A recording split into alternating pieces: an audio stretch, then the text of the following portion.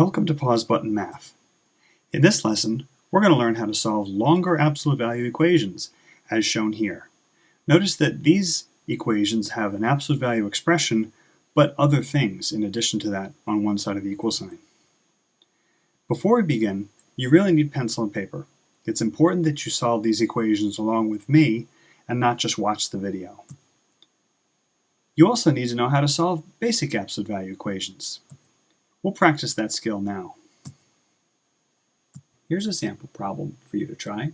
If you get it right, you're ready for today's lesson. Please click pause and solve this problem on your paper. Please click pause now. Okay, here's the solution. Okay, our final answer should have been 2 or 3. Actually, both of these answers. How did you do? As a review, when solving basic absolute value equations, you first rewrite the equation twice, changing the absolute value signs to parentheses and putting a minus sign in front of one of the parentheses. Then we solve both equations. But when we have a longer absolute value equation, things get a little more complicated. Think about what things would be like if we first jumped in and changed the absolute value signs to parentheses. We would rewrite the equation twice, putting a minus sign in front of one of the parentheses, and then we would solve both equations. Let's count up the steps. First we write two equations, and then we solve this ugly equation on the left, 3 steps, and solve the ugly equation on the right, 3 more steps. Total of about 7 steps. We're going to try it a different way, a little bit more streamlined. Instead of going right into the absolute value, we're going to actually simplify this equation by either adding or subtracting or multiplying or dividing from both sides of the equation. This gets down to just the absolute value part. Then we take our usual technique of rewriting the absolute value expression with parentheses and putting a minus sign in front of one of the parentheses. We then solve both sides. Let's count up the steps. To simplify would take 2 steps, then we write 2 equations, and then solving each of those sides would only take 1 step. Total of 5 steps. So essentially, we're going to treat the absolute value equation, the expression, like a boulder. Hello? There's a boulder in my equation. That's okay. What we're going to do is if the absolute value expression were a boulder, what would we do?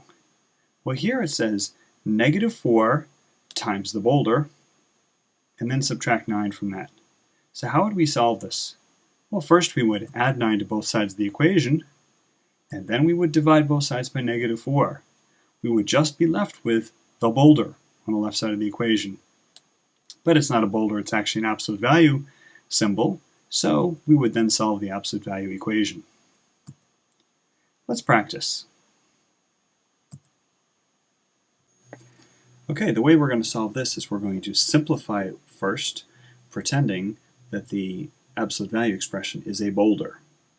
So we have to first multiply both sides by 8. We get absolute value of a minus 5 equals 40. Now we solve the absolute value equation by making 2 separate equations. Parentheses, a minus 5, close parentheses, equals 40.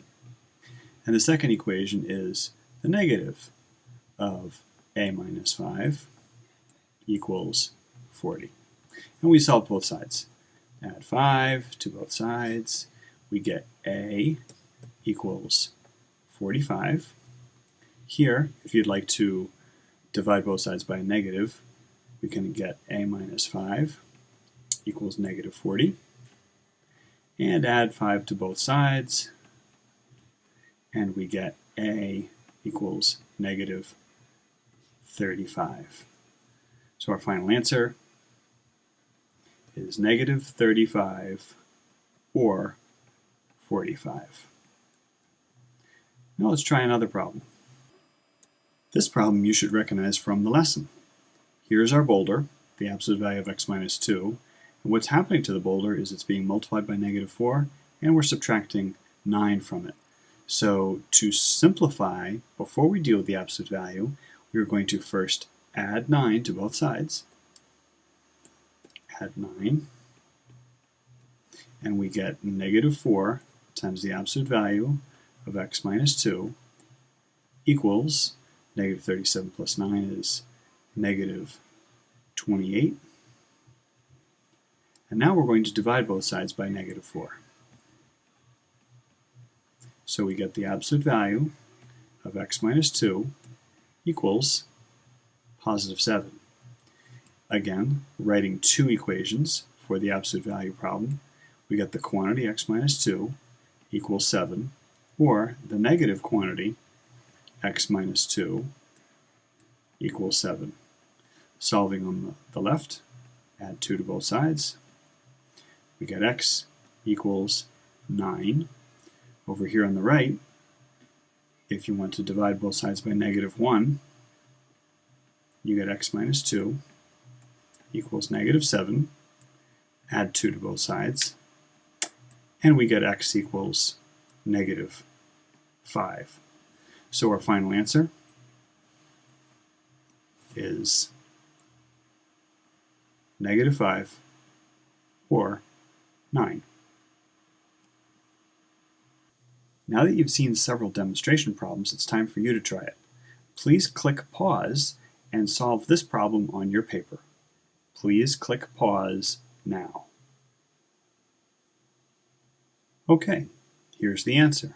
You should have gotten a final answer of negative 3 or positive 3. You ready for another problem? Okay, here's another problem for you to try. Please click pause and solve this problem on your paper. Please click pause now. Okay, here's the answer. Your final answer should have been negative 8 or negative 4. How did you do? You can extend your knowledge of absolute value by studying absolute value inequalities.